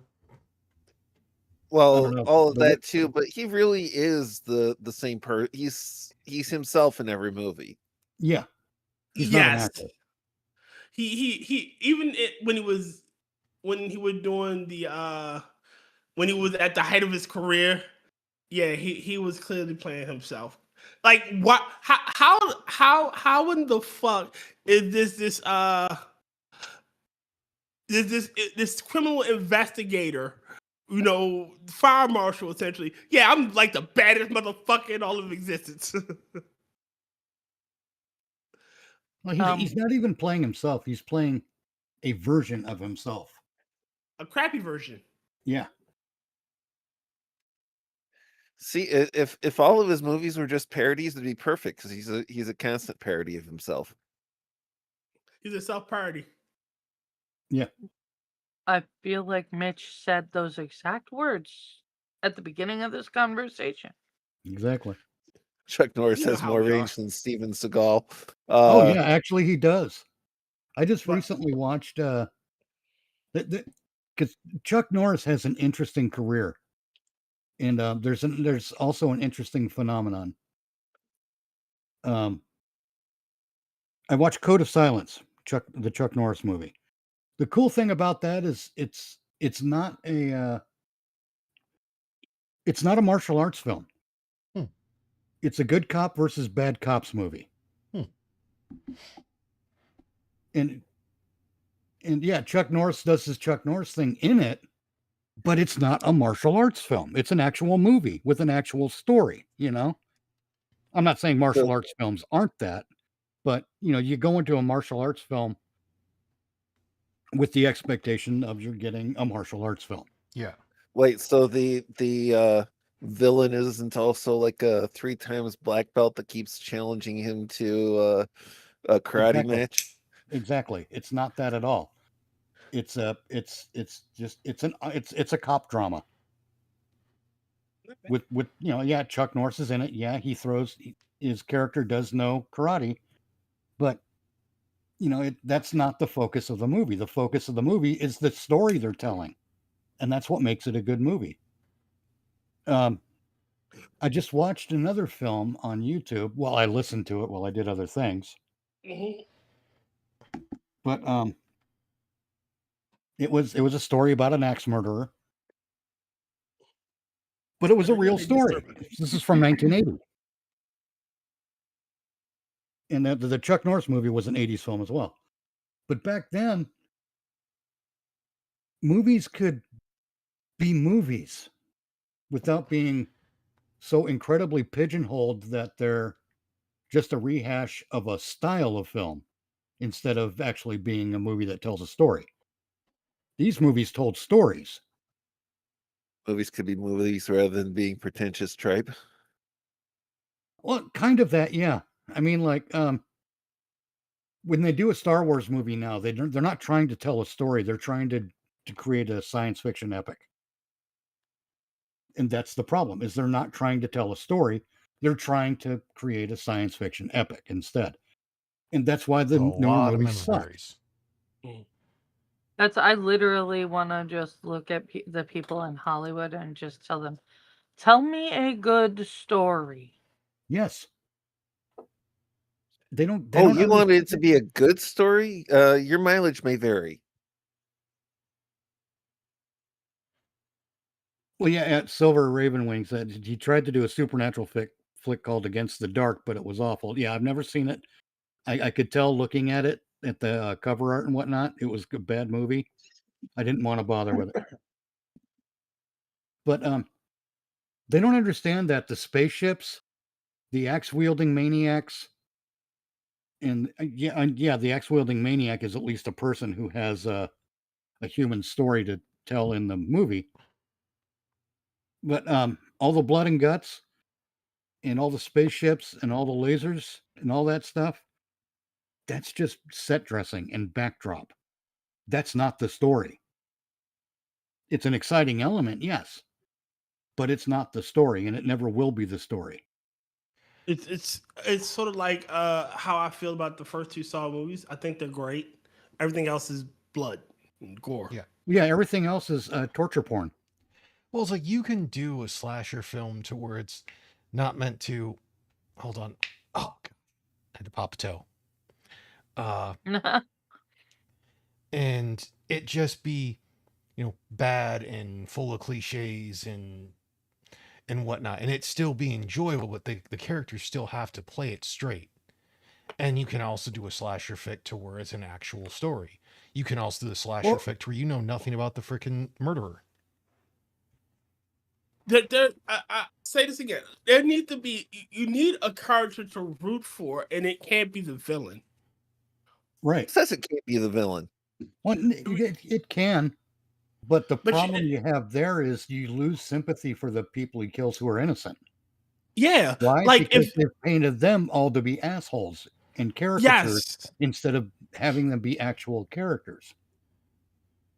Like if you have like this, and the reason why the concept of the final girl works is because the final girl is usually the sweet, helpful, wholesome girl. She's not overly strong. She would typically be the damsel, but here's this event that wiped out most of her fucking friends. That maybe a few of them were assholes. Maybe there were some good people among them. And here she's screaming, running for her dear life. And here comes Jason with the machete. You're rooting for her to survive. But not those Ginny. Nazis. They're bad people. Ginny from Part 2, from Friday the 13th Part 2, Ginny Mhm. played by Amy Steele. She is a great example of a final girl that is very well conceived and performed and directed and everything. The reason is because she's not a strong female lead. She's a female character who outwits. Technically, she uses her brain to outwit Jason, Yeah, about to Justin outmaneuver Brandon's mother. him. And the thing is, she doesn't get away with it unscathed. Not only is she physically wounded, she's got some trauma now. Okay, going forward, she's going to have a lot of issues going forward, no matter what. And honestly, if I want to bring her back. I want to bring that actress back and that character back in a Friday the 13th sequel, where she sets up a. I think the story they're using in some beta canon is that she became a therapist. which Nice. is actually not bad. That's a good direction for her to go because it's in line with the character that she was playing initially. She was studying child Studying psychology. psychology. Yeah. So so that's a natural extension of what her character was and where her character would probably wind up. She probably became a trauma therapist because she can now Whatever she went relate to through. trauma in a way that most people can't. But Mm-hmm. I want her to return to Crystal Lake. Well, that's like Not to go in, hunting for Jason, not to go on any not on her own psycho revenge thing like they did with Laurie Strode or like in they the kind of did Halloween with trilogy that they just did. one of the Texas Chainsaw Massacre ones. What I want to see for Ginny Fields, she returns to Crystal Lake and Mhm. she sets up a bed and breakfast. Ooh. Ginny's B&B, we'll call it, whatever. And what she Free does, therapy session with every stay. no, she's out of the therapy business. She's retired from that, but she still knows that something isn't right at Crystal Lake. And but there's never any real action taken to prevent it because the town recognizes the political damage that can be done and has already been done in many ways because of the notoriety. They want to be a not a resort town but a tourist town. Mm-hmm. Okay. They want to inspire tourism and get things going. So Ginny hears about that thing, moves back to Crystal Lake, opens her B&B, but what she does is she warns people, don't go over this way. This is not like Crazy Ralph kind of warning. I was gonna say she's gonna be Crazy Ralph. You No, doomed. she is going to be the new Crazy Ralph, but she's not crazy. She presents her ideas in a way that makes sense. She doesn't say beware the undead revenant that comes out from the woods to kill you. Later, Mr. Scott. To make kill you. Yeah, she doesn't rant and ramble like that. What she does is she says she tries to steer people in a direction other than the old camp. She tried, when they, hey, well, where's a good place to go? How would you go up over this way? She's Like the like sheriff that. in Jaws is what She's Clown's not a saying. psycho. She knows that people shouldn't go out there. She just tries to steer them away without being a loony about it. Mm-hmm. And knowing how people are, because she is in that psychology kind of field, she actually gives people GPS trackers on a lanyard that they can take with them in case they get lost. Yeah. And they can press the button and help will come and save them. And she does that in case they do decide, oh, well, there must be something good over here if they're telling us not to go that way.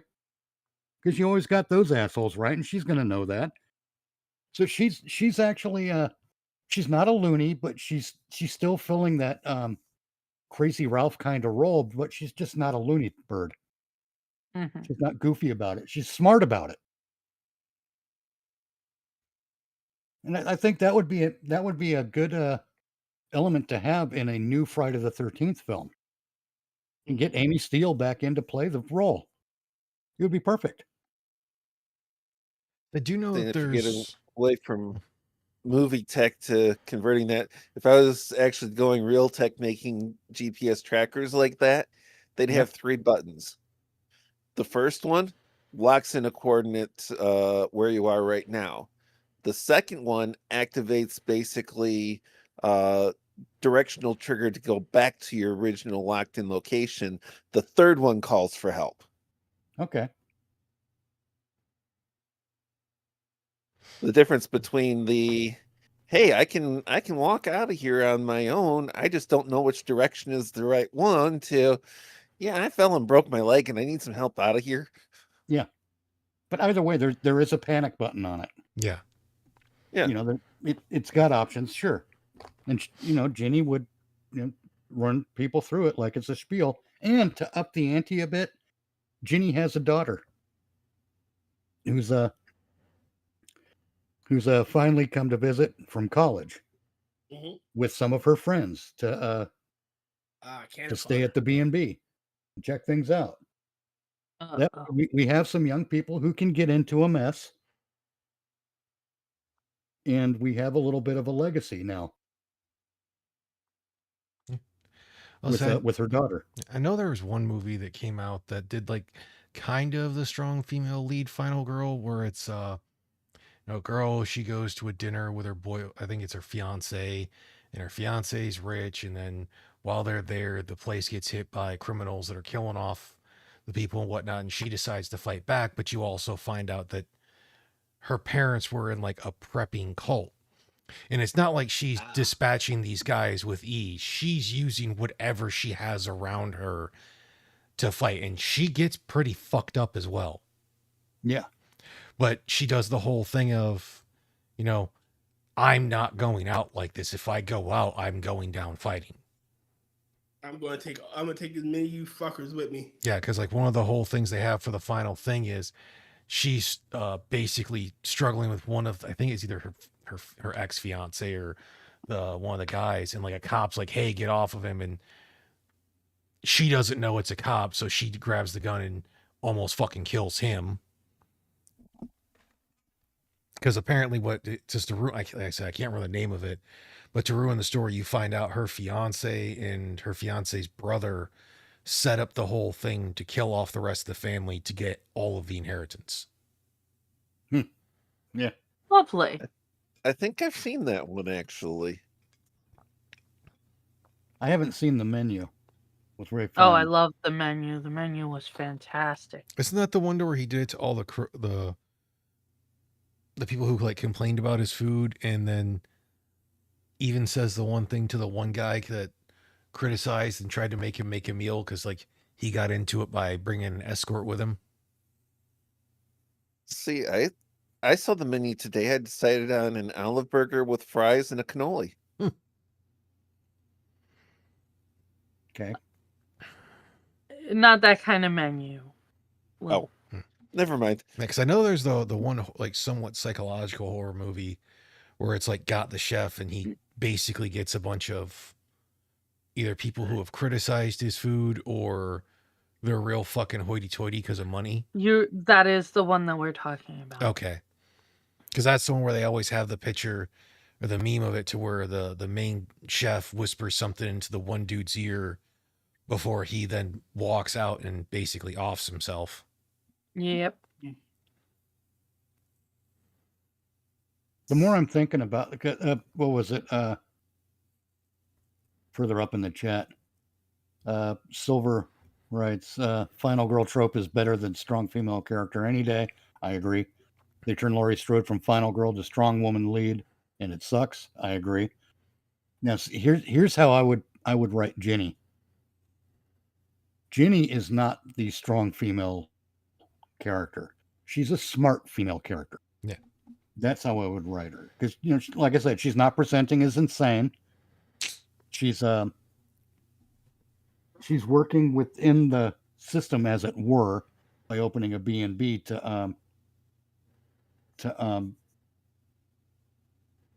because she knows the town is intent on trying to be a little tourist spot and to get all that tourism revenue. And the town's willing to, hey, the mystery of the lake. Why do people go? They're trying to capitalize on that. But Ginny knows it's a bad idea, so she's trying to prevent as many bad things from happening as possible by using her B&B as a way to do that. Mm-hmm. Now, if we're going to have a smart female lead, that's not going to be Ginny. She's just a smart female character. I think the lead has to be her daughter, whatever name we give her.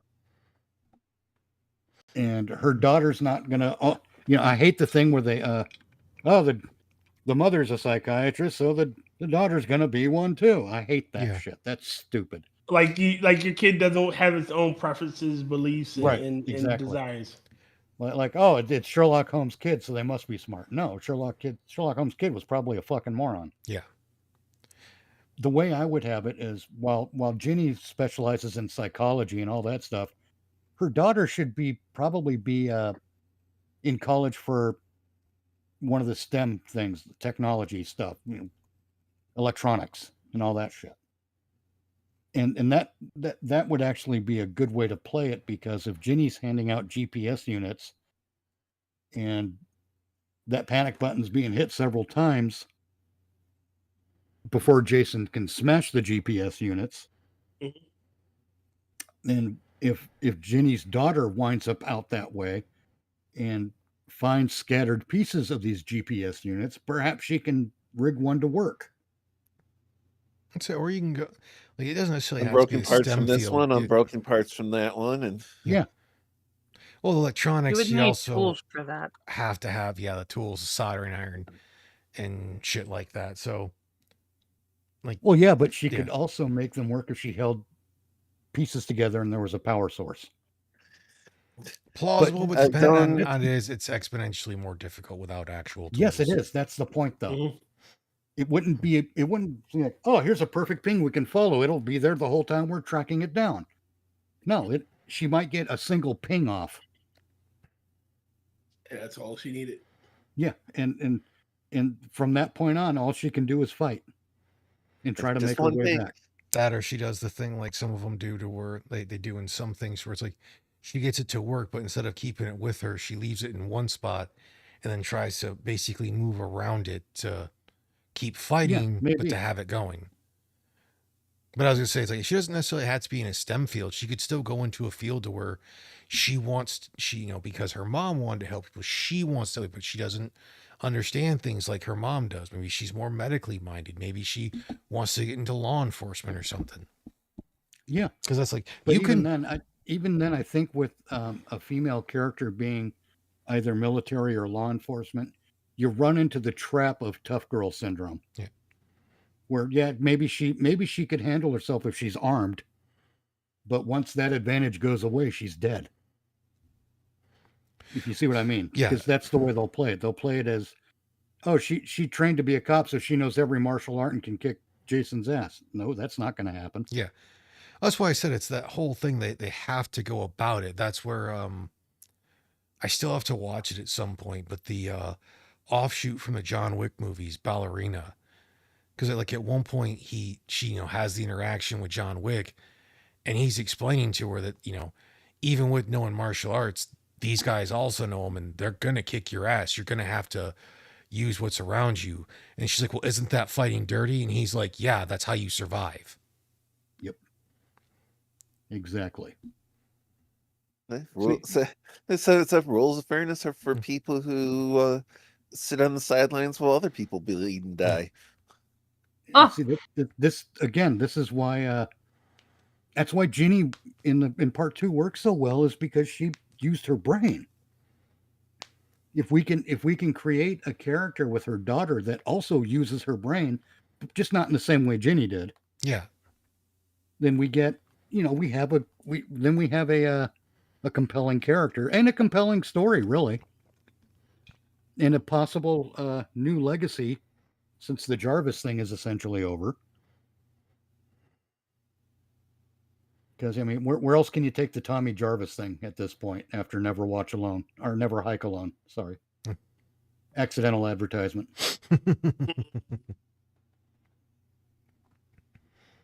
Because that's one of the things Never Hike Alone did, was it successfully closed the Jarvis chapter at Crystal Lake, Yes, or at least the Tommy Jarvis chapter. Well, let's let some other legacies happen. Yeah. Well, that's what, like I said, they could go by a different way. They don't necessarily have to go into a STEM field.